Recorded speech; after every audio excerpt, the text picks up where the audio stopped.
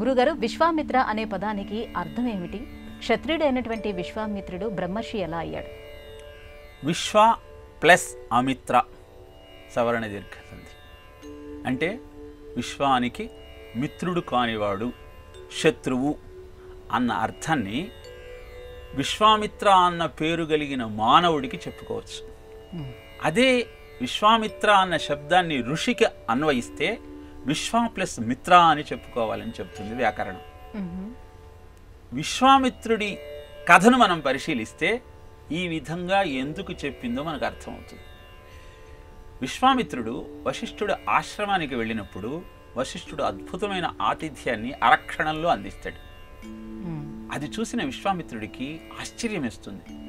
ఇంతమంది పరివారానికి ఇంత తొందరగా ఎలా విందుని ఏర్పాటు చేయగలిగావు అని ప్రశ్నిస్తాడు. నా దగ్గర సురభి, ఆ కామధేనువు యొక్క సంతానం ఉన్నది. ఆ శబల కారణంగా మేము ఈ ఏర్పాట్లు చేయగలిగాము అని చెప్తాడు. వెంటనే ఆ గోవును నాకు ఇమ్మంటాడు. అది సాధ్యం కాదు అంటే యుద్ధం చేస్తాడు. యుద్ధం చేసి ఆ గోవుని తీసుకువెళదామనుకున్న సమయంలో ఆ గోవు తనంతట తాను అనేక మంది రాక్షసులను, అనేక మంది సైన్యాన్ని పుట్టించి విశ్వామిత్రుడికి సమాధానం చెబుతాడు. అనంతరం విశ్వామిత్రుడు ఘోరమైన తపస్సు చేసి శివుడి దగ్గర నుంచి అనేకమైన అస్త్రాలను సంపాదించి వశిష్ఠుడి మీదకి యుద్ధానికి వస్తాడు. ఆయన ప్రయోగించినటువంటి అన్ని అస్త్రాలకు అడ్డంగా వశిష్ఠుడు తన బ్రహ్మదండాన్ని నిలబెడతాడు. అప్పుడు అర్థమవుతుంది విశ్వామిత్రుడికి, ధిక్ క్షత్రియ బలం బ్రహ్మతేజో బలం బలం ఏకేన బ్రహ్మదండేన సర్వాస్త్రాణి హతానిమే.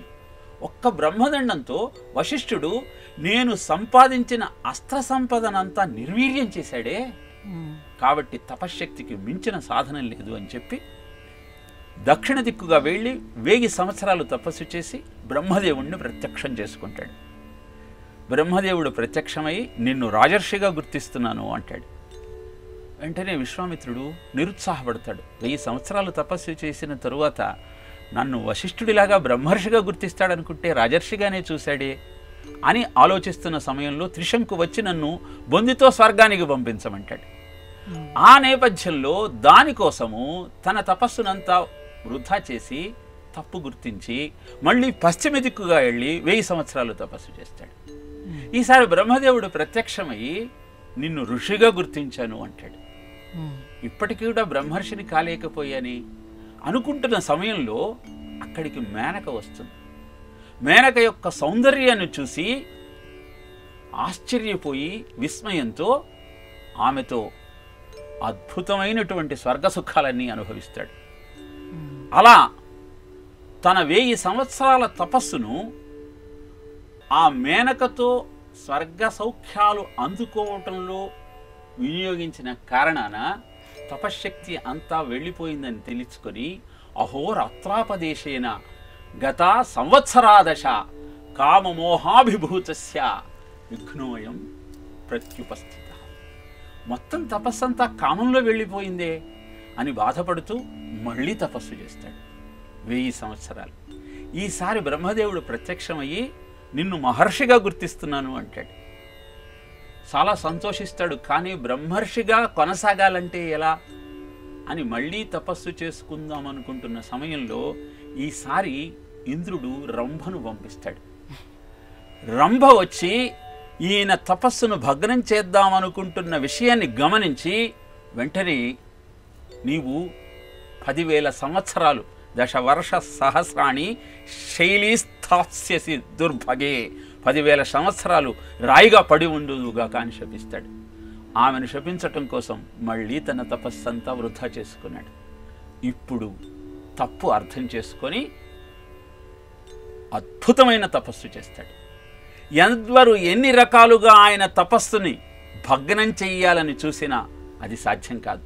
లోభిత క్రోధితశ్చైవ తపసాచాభివర్ధతే నహ్యః వృజనం కించిత్ దృశ్యతే సూక్ష్మమప్యథ. ఆయనలో కామం కానీ, క్రోధం కానీ, లోభం కానీ లేని ఒక అద్భుతమైన పరిస్థితి ఏర్పడుతుంది. అప్పుడు బ్రహ్మదేవుడు వచ్చి నిన్ను నేను బ్రహ్మర్షిగా గుర్తిస్తున్నాను అనగానే విశ్వామిత్రుడు అంటాడు, నువ్వు కాదు ఆ మాట చెప్పాలి, వశిష్ఠుడు చెప్పాలి అంటాడు. మనకు అనిపిస్తుంది ఇంకా విశ్వామిత్రుడిలో అహంకారం ఉన్నదా? బ్రహ్మదేవుడు అంటే సరిపోదా? వశిష్ఠుడితో చెప్పించుకొని తృప్తి పడాల్సిన అవసరం ఉన్నదా అని. కాదు. విశ్వామిత్రుడు ఎందుకు అడిగాడు అంటే, వశిష్ఠ అన్న శబ్దానికి కామేచ క్రోధేచ వశే తిష్టతి ఇతి వశిష్ఠ అని అర్థం. కామాన్ని క్రోధాన్ని జయించి నిశ్చలంగా ఉన్నవాడు వశిష్ఠుడు. అలా ఉన్నవాడు నన్ను బ్రహ్మర్షి అని గుర్తిస్తే కదా నా జీవితం సార్థకమయ్యేది అన్న ఆలోచనతో వశిష్ఠుడు నన్ను బ్రహ్మర్షిగా గుర్తించాలని ప్రార్థిస్తాడు. బ్రహ్మర్షిగా విశ్వామిత్రుణ్ణి వశిష్ఠుడు గుర్తిస్తాడు. విశ్వామిత్రుడు సంతోషిస్తాడు. ఇలా ప్రతివాడు క్షత్రియుడే, ప్రతివాడు ఏదో కార్యక్రమాన్ని సాధించాలన్న కోరికతో ఉన్నవాడే. కానీ ఎందుకు సాధించలేకపోతున్నాడు? మొదటిది కామం, రెండవది క్రోధం. ఈ రెండింటినీ నువ్వు జయించగలిగితే అనుకున్న లక్ష్యాన్ని అద్భుతంగా నువ్వు అందుకోగలుగుతావు అన్న నిత్య జీవిత సత్యాన్ని విశ్వామిత్రుడి చరిత్ర ద్వారా రామాయణం మనకు తెలియజేసింది. కనుక అద్భుతమైనటువంటి పురాణ ఇతిహాసాలను అభ్యాసం చేయటం వల్ల మన నిత్య జీవితాన్ని మనం ఎలా సంస్కరించుకోవచ్చో గుర్తిద్దాం. అందుకే బ్రహ్మర్షిగా మారిన విశ్వామిత్రుడు ప్రపంచానికి గాయత్రి మంత్రాన్ని ఉపదేశించాడు. అలాంటి మంత్రం ద్వారా ప్రతి వారి జీవితము ధన్యమవుతుంది.